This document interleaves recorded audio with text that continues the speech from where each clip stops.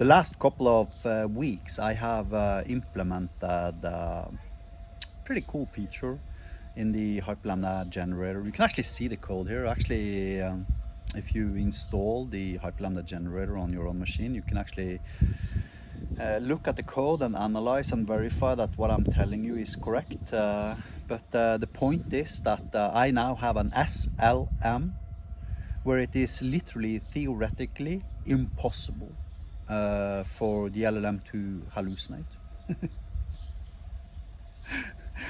Disclaimer, the LLM can still hallucinate, but the harness I'm doing post-processing its output actually rejects hallucinations, implying it has a 100% coverage of negative space.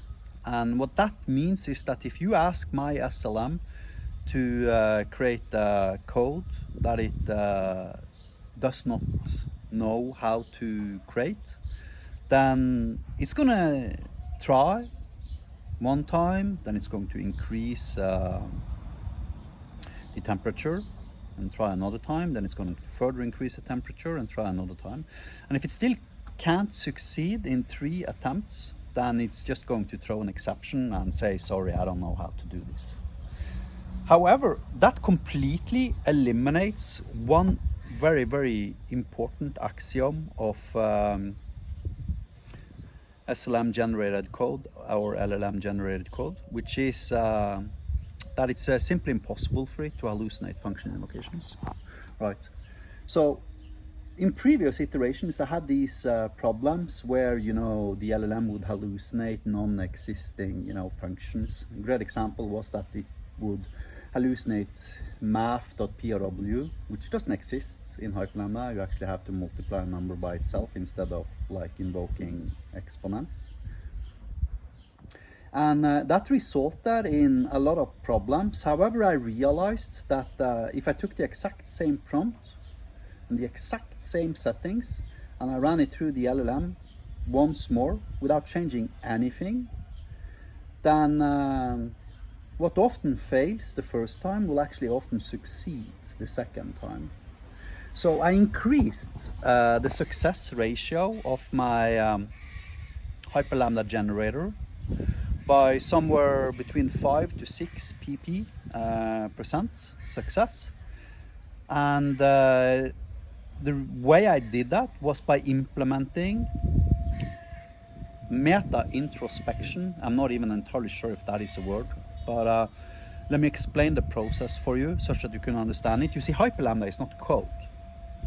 Hyperlambda is an AST, abstract syntax tree, aka a graph object or a tree structure. In such a regard, it actually has more in common with HTML and XML and JSON than it has in common with C# and JavaScript and stuff like that, because the execution format is represented as a tree object. You can see an example here, right? Now, then every single node, specifically its name, inside of the execution context is a reference to a C# class that actually contains the implementation for that specific Hyperlambda function. Now, since I control the execution runtime and since I can extract all of these functions during runtime dynamically, that allows me to extract all available functions for them to loop through every single node downwards and verify, hey, does this function exist? If yes, cool, continue. If no, throw exception. And then it continues to the next node, etc., etc., etc., etc. Which makes it literally, theoretically impossible for the Hyperlambda generator to return code that is referencing a function that does not exist.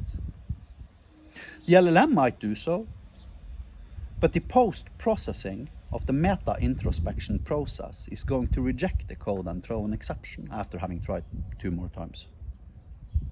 And that allows me to actually say that, yes, I have the first LLM on Earth where it is impossible for the LLM to actually return hallucinated code. You can still fuck up on logic, on business logic. For instance, in theory, I could ask it to, hey, return 5 rows from my database, and then, you know, it returns 6 rows, or 10 rows, or all rows, or no rows.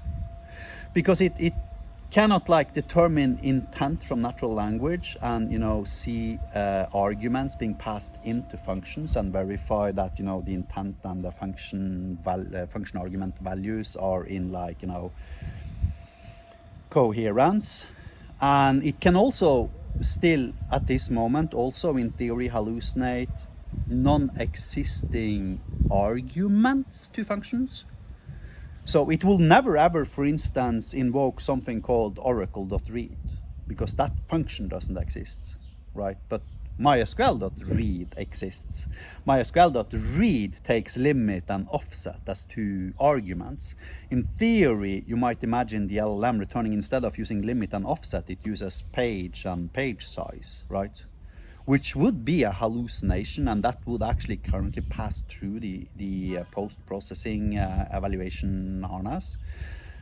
First of all, that is a problem I can solve. I just still haven't solved it. But my LLM will never hallucinate a function that does not exist. It is simply not possible, not even in theory. And this is deterministic code. It's not based upon AI. It's deterministic code running post-LLM generation. So that makes it possible for me to say, yeah, I've got the first LLM on Earth, where it is impossible for it to hallucinate. Have a nice day.